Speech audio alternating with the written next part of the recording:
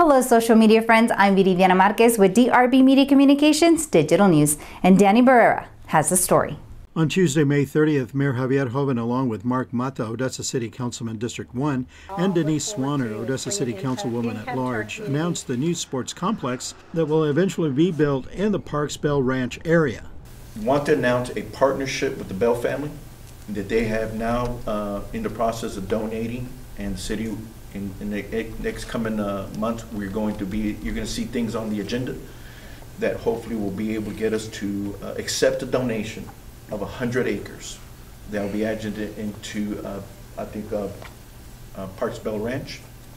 The sports complex will have indoor sports, basketball and volleyball, and an outdoor multi-purpose complex that will have football, soccer, and will include lacrosse. The sports complex committee hopes that it will be able to bring in tournaments to the city of Odessa and be competitive with Midland. So we're going to have an indoor sports complex. It's going to be about 75 to 100,000 square feet. We'll be having about 6 to 8 basketball courts with 12 to 18 volleyball courts. So we'll be able to bring in those big tournaments that we've been missing out here in Odessa. We'll be able to finally give something for the community to go out there, the kids who are missing out. They'll be able to come out here and play and have fun. And also we're going to have an outdoors complex too, which is going to consist of about 8 to 12 multi-purpose fields. They're going to include soccer, football, flag football, lacrosse. They'll be able to have removable soccer goals, so we can move those out. We can put in football fields. We can line it up for lacrosse, for different things, so we can have kind of an array of sports being out there. We're also going to have some clover leaves of baseball diamonds. We're going to have 2 to 3 clover leaves, which consist of 4 fields each. So we'll have in the neighborhood from 8 to 12 baseball fields, which will be able to use fencing to bring it in for softball, for Little League, for different versions of the baseball. And so we're really excited about this. It was announced at the presentation by Councilman Mark Matta that an ice skating rink was not included in the plans of the sports complex. We're not going to include an ice rink in this sports complex, but we have been in talks with the community in the ice rink, including hockey and figure skating.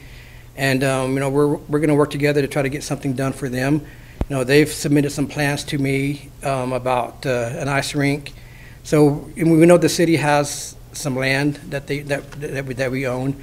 So we're going to look into that and see what we can do about that. So maybe we can offer them some land that they can use for that, and hopefully they can get that going. Okay. Several people that attended the sports complex announcement hoped that the ice skating rink would be included in the design of the complex. Ice sports are a big part of Odessa, even though maybe it doesn't get the press that maybe some of the other sports do, i.e. soccer, football, that sort of thing.